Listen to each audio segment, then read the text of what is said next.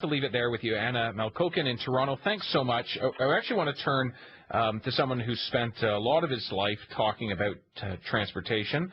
That is Michael FENN. He is a former Ontario Deputy Minister and the founding CEO of Metrolinx, which is the Government of Ontario agency that runs the extensive GO Transit system throughout the Greater Toronto and Hamilton area. Michael FENN joins us from Haliburton, Ontario. Michael, welcome to Cross Country Checkup. Thanks, David. It's good to join you. We're talking a lot about gridlock, congestion, undeniably inconvenient to people trying to navigate any city.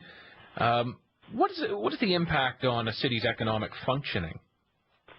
Well, I think one of the things that needs to be emphasized and that we uncovered in the work that we did originally when Metrolinx was being established is that the cost of congestion is often figured in terms of delay or use of fuel or things of that kind, but we found it had a fairly significant economic impact, and as one Ontario minister observed, that congestion is a silent killer of jobs, and I think it's that aspect that really needs to get some attention when there's discussion about congestion.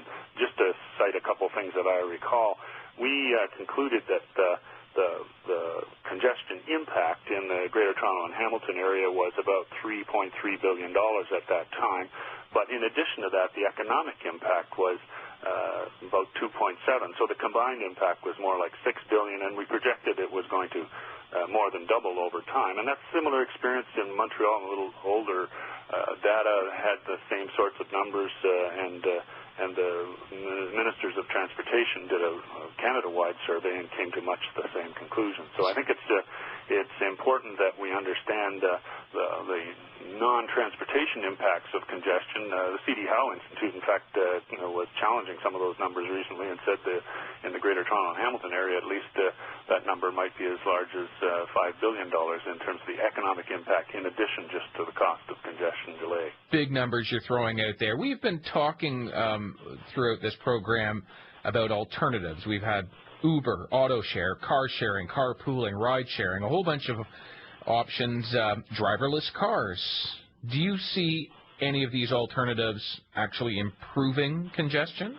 Well, I think off the top you asked whether ride sharing was the solution to congestion, and I think the answer is it's a solution. I think in most ways transportation needs to be thought of as a system or as a network, and as is common with a lot of those kinds of systems, real change doesn't come from 50% improvements, it comes from 52% improvements. And I think in that sense, all of the ideas that have been put forward by your callers this afternoon, whether it's Melanie's more sophisticated understanding of the system through to Paul that phoned in just latterly talking about how we design intersections and where pedestrians cross and the impact that has on clearing intersections, all of those things make a contribution. So I think the answer is all of the above, I think, is probably the most cogent approach. But we do need to approach this on a systems basis.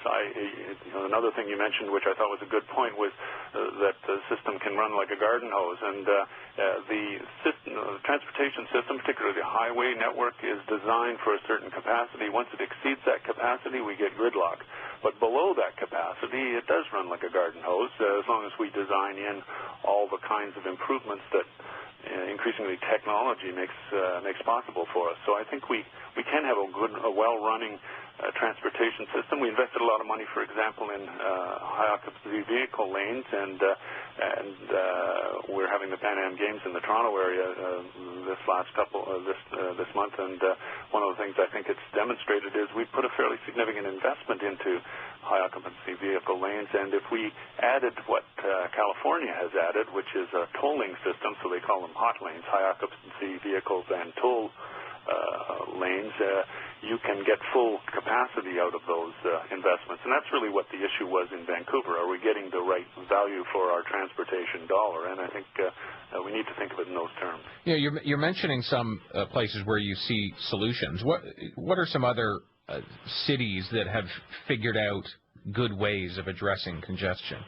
Well, one of the things that I think is important, people have been talking sort of redesigning cities, and I think that's easily said, but not easily, given the kind of infrastructure we have, is not easily done. We've we are, when all is said and done, for our major metropolitan centres across Canada, whether it's from Halifax through to Victoria, we've made a lot of our physical decisions about where we're going to live and how we're going to interact within those economic regions. So I think it's important to look what can be realistically done. So if you look at the way Montreal's approaching introducing bicycle lanes into even some of the denser parts of the city, that's a real progressive innovation, and I think quite clever the way that's been done. Certainly a number of the transportation initiatives, public transit initiatives that have been undertaken in places. The one I often cite is Madrid. Those have real lessons for us in terms of reducing the cost and improving the interconnectivity and things of that kind. So I think that's an important innovation. There are things that have been tried in other areas. You mentioned the cordon system that they have in London and Stockholm.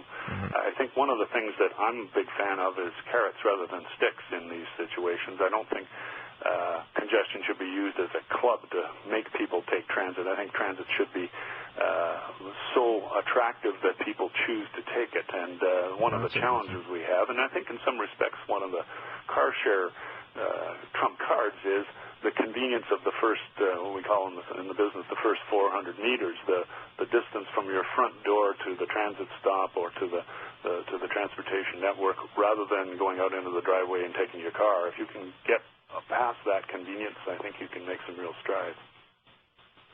Why can't I just take a drone? I mean, drones are so big these days. Why can't I just make a big one? Well, we've got an aging demographic. We've got a whole lot of people who, over time, are going to find it increasingly difficult to use their car in the car-oriented world that we've designed for ourselves, but they're not going to want to move out of their homes, and they're not going to want to fundamentally change the look of the communities that they've grown up in.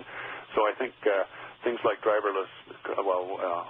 automated cars or driver-assisted cars are going to be increasingly important, and they can mesh quite nicely with other kinds of mechanisms like better location of parking, which is a big issue with congestion, and I suppose some of the car-sharing initiatives that we're talking about. There was a mention of Peg City and Zipcar and Auto Share and a number of the other initiatives.